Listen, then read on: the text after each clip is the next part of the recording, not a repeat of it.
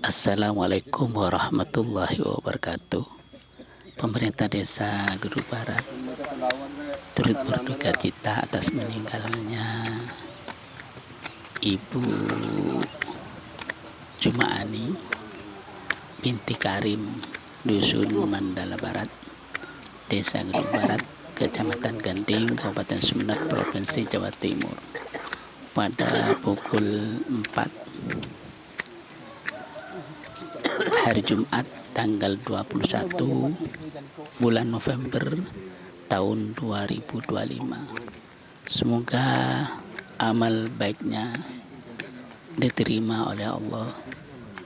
Semoga diampuni segala dosa-dosanya. Semoga surga tempatnya. Amin amin ya rabbal alamin. Wassalamualaikum warahmatullahi wabarakatuh.